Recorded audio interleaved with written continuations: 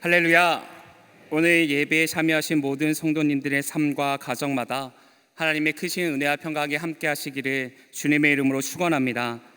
오늘 수요 치유의 신학의 제목은 문제를 넘어서게 하는 믿음입니다. 본문은 사무엘상 17장 41절부터 49절까지입니다. 저는 일성교구를 담당하고 있는 박범규 목사입니다. 하루는 고양이가 쥐를 발견하고는 추격하기 시작했습니다. 쥐가 도망치고 도망치다가 더 이상 도망갈 곳이 없어지게 되어졌습니다. 그 흔한 쥐구멍도 없었던 것이지요. 그래서 쥐는 생각하기를 나의 파란만장한 삶을 여기에서 맞춰지겠구나라고 생각하였습니다. 그런데 그때 이 쥐가 갑자기 아침에 큐티한 하나님의 말씀이 생각나게 되어졌습니다. 그 말씀은 다른 말씀이 아니라 고린도전서 10장 13절의 말씀입니다. 사람이 감당치 못한 시험 당함을 허락지 아니하시고 시험 당할 즈음에 또한 피할 길을 내사 너희로 능히 감당하게 하시느니라 라는 말씀이었습니다. 이 쥐는 이 말씀을 생각하며 그래 하나님이 이 시험 중에서 피할 길을 주신다고 했어 라고 말하며 하나님께 간절히 기도하게 되어졌습니다. 하나님, 가연 이 쥐를 불쌍히 여겨주시고 저에게 피할 길을 열어 주시옵소서. 그랬더니 쥐에게 번뜩 떠오르는 지혜가 생겨났습니다. 그때부터 회심의 미소를 짓게 되었습니다. 그리고는 그를 잡아먹으려고 노려보는 고양이를 향하여 오히려 뚜벅뚜벅 걸어가게 되어졌습니다. 그리고 고양이 귀에다 대고 속삭였습니다. 그런데 그 속삭임을 들은 순간 이 고양이는 안색이 창백해졌습니다. 그리고 사색이 되어서 슬금슬금 도망쳐버리고 마는 것이었지요. 도대체 쥐가 고양이에게 귀에 대고 뭐라고 한 것일까요? 죄송합니다. 짜샤, 나 조금 전에 쥐약 먹었어 라고 했다고 합니다. 참 재미있는 이야기이죠. 그런데 자세히 들여다보면 우리의 인생과 닮아 있음을 보게 되어집니다. 이제는 길이 없어, 소망이 없어 라고 생각하지만 그 막다른 길에서도 살 길을 내어주시는 하나님의 도우심을 우리가 경험하고 있기 때문입니다. 오늘 본문은 이스라엘에도 나라의 존폐 위기에 처해 있다라고 우리에게 말씀하여 주고 있습니다. 바로 블레셋 때문이었지요. 본문의 배경을 살펴보면 이러합니다. 블레셋 대군이 이스라엘을 침입해 옵니다. 그리고는 엘라 골짜기 하나를 사이에 두고 서로를 향해 칼을 겨눕니다. 그러한 상황 속에서 블레셋 진영에서는 골리앗이 앞으로 나와서 이스라엘과 대치하게 됩니다. 그리고 당당하게 나와 맞서 싸울 수 있는 사람이 있다면 나오라고 소리칩니다. 이런 장면은 고대 전투 상황에서 흔히 있었던 일이지요. 전투가 벌어지게 되어지면 그 진영에서 가장 힘이 센 장수들이 나와 일기토를 벌이는 것입니다. 물론 여기서 누가 이기느냐가 그 전투에서 이기고 지고를 결정되는 것은 아니었지만 군대의 사기를 결정하는 것이기에 매우 치열하였지요. 그래서 블레셋의 대표로는 골리앗이 나온 것입니다. 그런데 이 골리앗은 단 한 번에 이스라엘 진영 전체를 압도합니다. 성경에 보면 골리앗의 키에 대해서 6규빗 한 뼘이라고 나와 있습니다. 한 뼘은 대략적으로 22cm에서 23cm가 되어지지요. 또 한 규빗은 약 45cm가 되어집니다. 그러니까 골리앗의 키가 대략 3m 정도 된다라는 것입니다. 거기에다가 놋 5,000세겔의 무게의 갑옷을 걸쳤다라고 성경은 말씀하고 있습니다. 한 세겔이 약 11g이니까 갑옷 무게만 57kg 정도입니다. 그리고 600세겔, 다시 말해서 창날의 무게는 약 7kg이나 되어지는 창날을 자유롭게 휘두를 수 있을 만큼의 능력 있는 사람이 바로 이 골리앗이라는 장수였던 것입니다.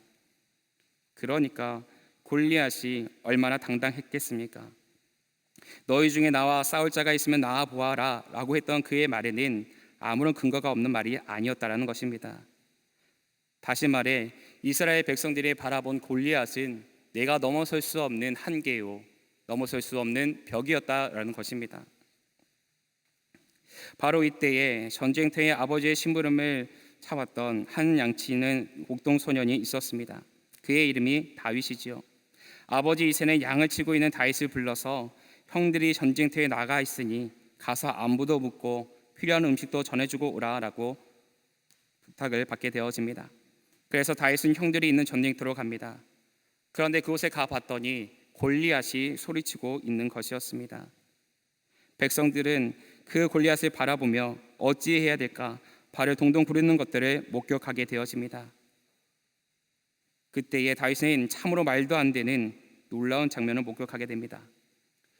다윗이 목격했었던 놀라운 장면은 어떠한 것일까요? 바로 세상에 저렇게 커다란 인간이 있다니, 세상에 저렇게 무거운 창을 자유자재로 다루는 사람이 있다니, 세상에 저렇게 쩌렁쩌렁 울리는 목소리를 가진 사람이 있다니 하며 놀라는 것이었을까요? 그것을 보고 놀랐던 것일까요? 아니라는 것입니다.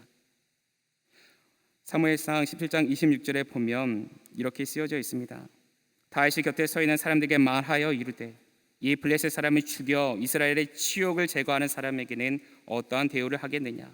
이 할례 받지 않은 블레셋 사람이 누구이기에 살아계시는 하나님의 군대를 모욕하겠느냐라고 말합니다. 다윗이 놀랐던 것은 골리앗이 가지고 있었던 힘이 아니었다는 것입니다. 그가 가지고 있었던 겉으로 드러나지는 위용이 아니었다는 것이죠. 저놈이 어떤 놈이기에 감히 우리 하나님의 이름을 모욕하는 것인가 하는 것, 그것이 다윗에게 있어서 놀란 일이었던 것이지요. 더 나아가 하나님의 이름이 모욕당하고 있는데 아무도 그 앞에 나서지 아니하는 것을 바라보며 놀랐던 것입니다. 다윗에게 가장 불편했던 것은 저렇게 무시한 거대한 거인이 우리의 적이라니가 아니었습니다. 저놈이 어떤 놈이기에 감히 하나님의 이름을 모욕하는가 였다는 것이죠. 어떻게 하나님을 믿는 하나님의 군대가 저 앞에서 벌벌 떨고 있기만 하는가 였다는 겁니다. 어린 다윗은 하나님의 마음으로 분노를 느낀 것입니다. 그리고는 자신이 골리앗과 맞서 싸울 것을 결단하지요. 그러나 아시다시피 싸움은 결단만으로 이길 수 있지 않습니다. 누가 보아도 이 싸움은 상대가 되지 않지요. 계란으로 바위를 치는 격입니다. 어린 소년과 전쟁터에서 뼈가 굵은 3m의 거인, 이 골리앗과의 싸움은 결과가 너무나 뻔한 것이었던 것이지요. 만약 어린 다윗이 이긴다고 말하는 사람이 있다 한다면 그 사람이 이상한 사람이었을 것입니다. 더구나 다윗과 골리앗의 싸움은 토끼와 거북의 이야기처럼 토끼가 잠들어 있지 아니한 상황이었습니다. 어떠한 꼼수도 노릴 수 없는 상황이었던 것이죠. 그런데 놀랍게도 다윗이 승리하게 됩니다. 말도 안 되는 승리를 거둔 것이죠. 그것도 중무장을 하고 첨단 무기를 들고 맞서 싸웠던 것도 아니었습니다.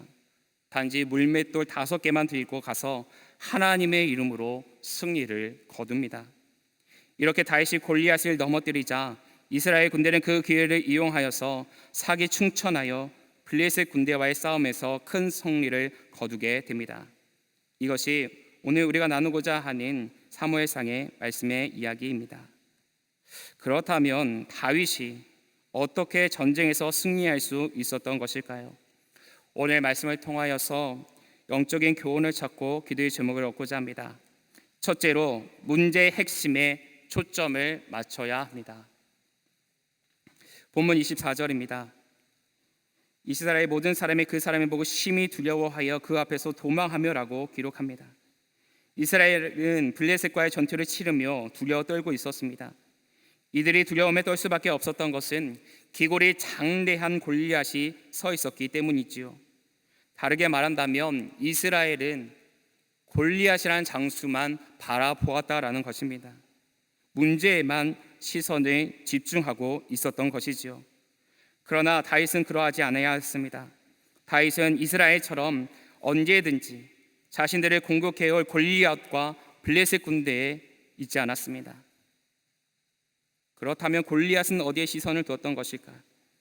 26절입니다.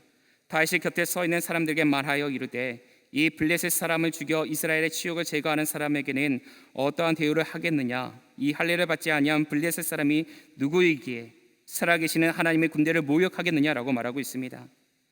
다윗이 골리앗에 집중하는 것이 아니라 골리앗을 통하여서 모욕당하고 있는 하나님의 백성과 하나님께 다윗의 눈이 있었다라고 말하고 있습니다.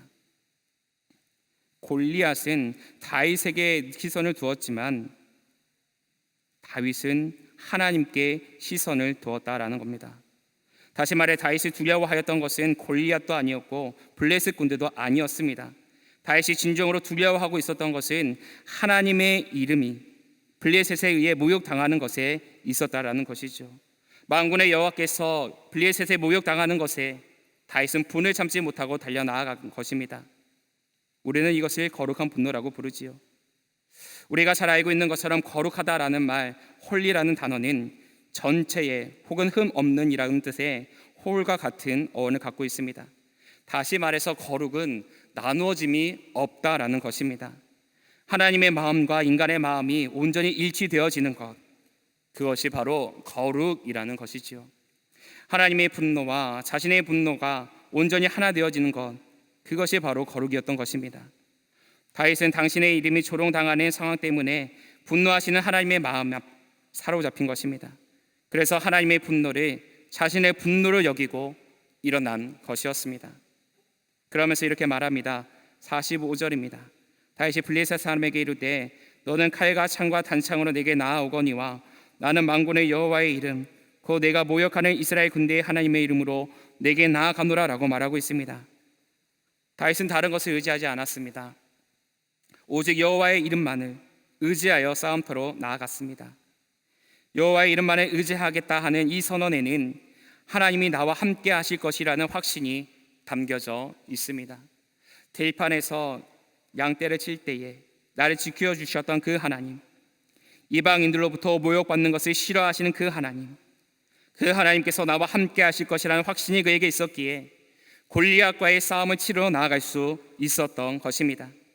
다르게 말한다면 다윗이 전쟁을 선포하는 그 순간부터 이 싸움은 다윗과 골리앗의 싸움이 아니라 하나님과 골리앗과의 싸움이 된 것입니다. 사랑하는 여러분, 저와 여러분도 마찬가지입니다. 우리도 사울처럼 이스라엘처럼 우리를 엄습해오는 대적들을 만나게 될 때가 있습니다. 어떻게 이러한 일들이 내게 찾아왔는가 한숨 짓는 그 순간이 찾아오게 됩니다. 그것이 질병일 수도 있고 불의의 사고일 수도 있습니다. 잘 나가는 사업이나 직장 생활에서의 급작스러운 실패일 수도 있습니다. 주변으로부터 말도 안 되는 오해로 인하여서 거부당하고 소외당하는 일이 찾아오게 될지도 모릅니다. 이러한 엄청난 상황들을 만나게 되어진다면 우리는 혼란과 염려와 두려움에 휩싸이게 됩니다.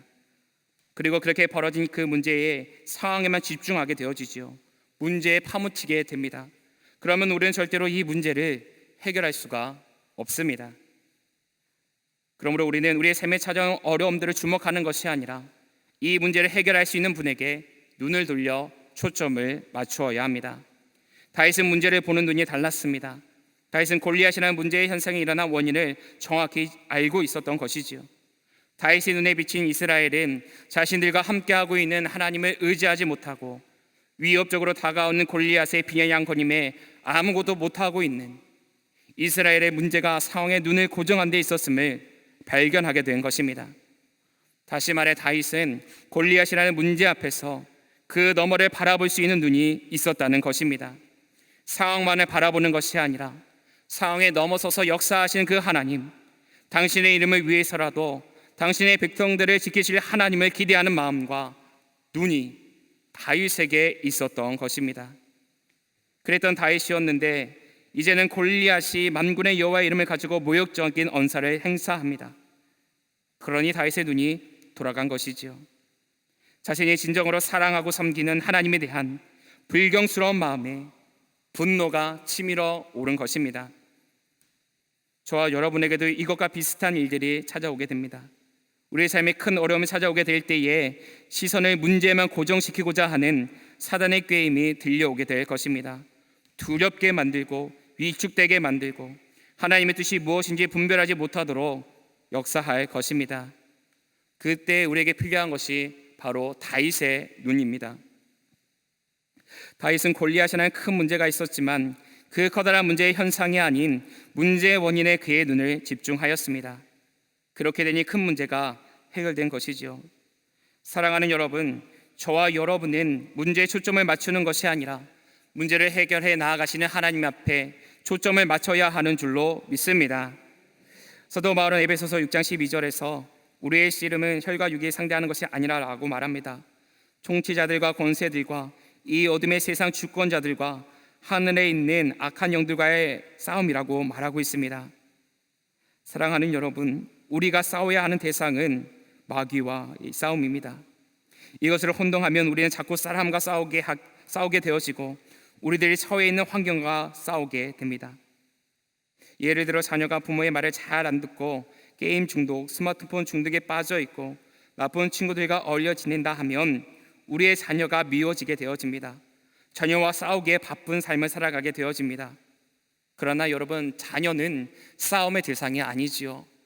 우리가 품어주어야 하고 이끌어 주어야 하는 하나님께서 우리에게 맡겨주신 생명입니다. 그러하기에 우리의 자녀들을 빼앗아 가고자 하는 세상 풍조와 영적인 세력으로부터 지켜나아갈 수 있도록 영적인 싸움을 해 나아가야 하는 것입니다. 이것을 바로 알지 못하면 계속 자녀와 싸우게 되어지고 자녀만 미워하게 되어지다 자녀와의 관계가 엇그러지기만 한다는 것입니다. 모든 인간관계성이 다 그렇다는 것이지요. 그렇기 때문에 문제의 현상이 아니라 문제의 원인에 그 눈을 집중해야 한다는 겁니다.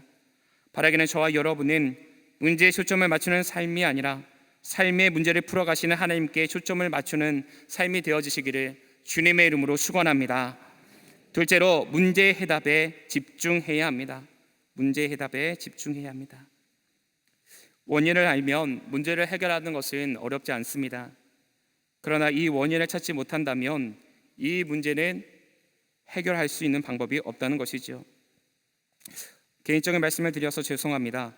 이전 부교역자로 있었던 교회에서 있었던 일입니다. 교회가 지어진 지 오래되어서 장마가 오게 되어지면 교회 내부에 물이 계속해서 스며들었습니다. 그래서 교회 안이 물로 가득해졌지요. 그래서 이 문제를 놓고 전문업자를 불러서 이 근본적인 문제를 해결해 달라, 근본적인 해결 방법을 우리에게 제시해 달라고 말하였습니다. 그때 그분이 하셨던 말씀이 교회 옥상에 올라가서 방수 작업을 하게 되어지면 더 이상 교회 안에 물이 들어오는 일이 없을 것이다 라고 호언장담하였습니다. 그렇게 하여서 이분의 말씀을 듣고 교회에서는 큰 돈을 들여서 방수 작업을 하였습니다. 그래서 우리는 그렇게 모든 것들이 끝난 줄만 알았습니다. 그런데 장마가 되어서 시차가 비바람이 몰아치자 교회 안에는 다시 물이 들기 시작했습니다. 그래서 그 전문가에게 물었습니다. 당신이 말한 대로 우리가 하였는데 왜 물이 들어오는가 설명해 달라고 요청하였지요. 그때 그분이 하셨던 말씀이 아직도 기억납니다. 저도 잘 모르겠습니다. 얼마나 황당하고 어이가 없던지요. 이것만 하면 비가 새어 들어오지 않을 것이라는 그 말을 찰떡같이 믿었는데 그것이 이루어지지 않으니 무척이나 속상했던 기억이 납니다. 그 물을 제가 다 퍼야만 했기 때문이죠. 원인을 잘못 알고 대처한 결과가 바로 이러하다는 것입니다. 그러므로 우리의 삶의 사전 여러 문제들을 헤쳐나가기 위해서는 그 문제에 대해서 정확한 원인을 찾고 그것에 대한 답을 찾아 나아가야 하는 것입니다. 오늘 말씀에서 사울은 골리앗과 싸움을 하러 가는 다윗에게 말하지요. 너는 저 블레셋 사람과 싸울 수 없다. 너는 아직 어린 아이뿐이지. 골리앗은 젊었을 때부터 싸움을 많이 해온 뛰어난 군인이야 라고 말합니다. 그때 다윗이 이렇게 대답하지요. 34절로 36절입니다. 다윗이 사울에게 말하되 주의 종이 아버지의 양을 지킬 때에 사자나 곰이 와서 양떼에서 새끼를 물어가면 내가 따라가서 그것을 치고 그 입에서 새끼를 건져내었고 그것이 일어나 나를 해하고자 하면 네가 그 수염을 잡고 그것을 쳐 죽였습니다. 주의 종이 사자와 곰도 쳤습니다. 살아계신 하나님의 군대를 모욕한 이 할례받지 아니하는 블레셋 사람을 하나님께서 치리하실 줄로 믿습니다라는 고백을 가지고 나아갔다라고 오늘 성경은 우리에게 말씀해 주고 있습니다. 나는 비록 연약한 어린 아이지만 하나님이 나와 함께 하여 주신다면 그 누구도 대적할 수 없다라고 고백하고 있었다라는 것이죠. 다윗의 이러한 무모한 도전과 같은 고백은 전혀 근거가 없었던 것이었죠. 근거가 없었던 것이 아니었습니다. 이미 그의 삶의 자리 가운데에 역사하신 그 하나님의 놀라운 은혜를 경험하였기 때문에 담대함으로 나아갈 수 있었던 것입니다. 하나님의 위대함을 경험한 다윗이 골리앗을 보고 놀랐다 한다면 그것 또한 웃기는 일이라 할 수 있습니다. 다윗은 하나님의 위대함과 도우심을 경험한 사람이었습니다. 그렇게 되니 골리앗이 아무리 위협한다 하더라도 다윗은 눈 하나도 깜짝하지 않을 수 있었던 것입니다. 분명 하나님이 골리앗도 물리쳐 주실 것을 알고 있었기 때문이지요. 한마디로 다윗은 골리앗이 아닌 하나님이 보였던 것입니다. 존 맥스웰 목사님의 글에 보면 이러한 이야기가 있습니다. 목사님께서 오하이오에서 목회하던 시절의 일입니다. 한 번은 사냥꾼으로 유명한 성도와 함께 25마일 정도 쭉 뻗은 고속도로를 갈 기회가 여러 번 있었다고 합니다. 그리고 그때마다 그 성도의 특별한 면을 발견하고 놀랐다고 말씀합니다. 목사님, 저기 다람쥐가 있네요. 그러나 목사님에게는 보이지 않았다라고 합니다. 목사님, 저기를 보십시오.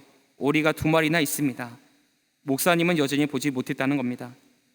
목사님, 사슴을 보십시오. 토끼가 또한 지나가고 있습니다 라고 말하였습니다. 목적에 이르기까지 사냥꾼 성도는 10여 마리의 짐승을 보았지만 목사님은 같은 길을 또 같은 차를 탔음에도 불구하고 이 모든 것들을 보지 못하였다는 것이죠. 목사님이 본 것은 오직 고속도로뿐이었습니다. 다윗과 사울 왕 그리고 이스라엘 백성들과의 사이는 바로 하나님을 보느냐 골리앗을 보느냐의 싸움이었던 것입니다. 히브리서 11장 1절에서 믿음은 바라는 것들의 실상이요 보지 못하는 것들의 증거니라고 말하고 있지요. 보지 못하는 것을 보게 하는 것, 그것이 믿음의 눈이라는 겁니다. 다윗은 골리앗과 싸워주시는 하나님이 보이는 데에 사울과 이스라엘 백성들의 눈에는 하나님이 보이지 않고 골리앗만 보였던 것입니다. 그러니까 문제를 해결할 수 없었던 것이지요. 우리는 가데스 바나에서 가나안 땅을 정탐했던 12명의 정탐꾼 이야기를 기억합니다. 12명의 정탐꾼들이 가나안 땅을 정탐한 후에 상황을 보고하지요. 그런데 놀랍게도 가나안 땅에 대한 있는 그들의 환경을 읽는 눈, 상황을 파악하는 눈은 12명에게 똑같이 있었습니다. 똑같이 가나안 땅을 가서 보았고 그 땅이 기르님 땅임을 확인하였습니다. 그리고 가나안 원주민들의 몸집이 거인과 같다라고 또한 함께 보았지요. 가나안의 각 족속들이 어디에 사는지 또한 보았습니다. 상황을 파악하는 데 있어서는 이 12명의 정탐꾼이 다 공통의 의견을 내었다는 겁니다. 그런데 상황을 해석하는 눈은 전혀 달랐지요. 우선 상황을 보고 판단한 10사람의 정탐꾼은 민수기 13장 30절에서 이렇게 보고합니다. 그와 함께 올라갔던 사람들은 이르되 우리는 능히 올라가서 그 백성을 치지 못하리라. 그들은 우리보다 강하니라 라고 보고합니다. 절대로 저들과 싸워서 싸울 수 없다라고, 승리할 수 없다라고 말하고 있습니다. 반면 여호수아와 갈렙은 이렇게 말하지요. 민수기 13장 30절입니다. 갈렙이 모세 앞에서 백성을 조용하게 하고 이르되 우리가 곧 올라가서 그 땅을 취하자 능히 이기리라 하나라고 말하였다는 겁니다. 똑같은 것을 보고 듣고 경험하였습니다. 그런데 10사람은 할 수 없다라고 말합니다. 2사람은 할 수 있다라고 말하지요. 왜 이렇게 차이나는 고백을 하게 되어진 것입니까? 보는 눈이 달랐기 때문입니다. 10명의 정탐꾼은 사람만 보고 있었고 환경만 보고 현실만 보았습니다. 그들의 눈에는 덩치 큰 가나안족이 눈에 확 들어온 것이죠. 그들은 거기서 신장이 거대한 자들과 네피림의 후손 아낙 자손 대장분들을 보았습니다. 그 거대한 가나안 사람들의 눈으로 자기를 보니까 내 자신은 메뚜기와 같았던 것입니다. 그래서 이기지 못할 것입니다 라고 말하였던 것입니다. 그러나 갈렙과 여호수아는 달랐지요. 그들은 약속의 땅을 보면서 시선을 하나님께 고정합니다. 기름진 땅을 보면서 땅만 보지 않고 하나님의 약속을 떠올렸던 것입니다.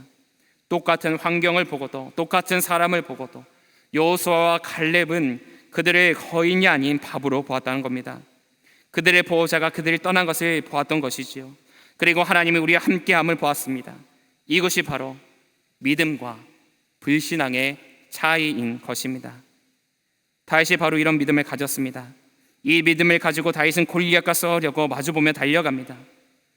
달려가는 다윗의 모습에 대하여서 사무엘상 17장 40절에서 이렇게 기록합니다.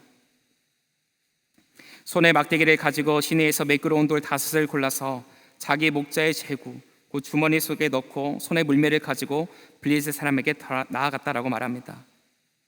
그때 골리앗은 자신을 향해 나온 다윗을 보며 이렇게 말하지요.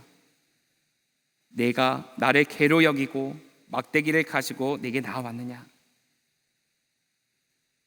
이제까지 어느 누구도 골리앗을 개처럼 생각하는 사람이 없었습니다.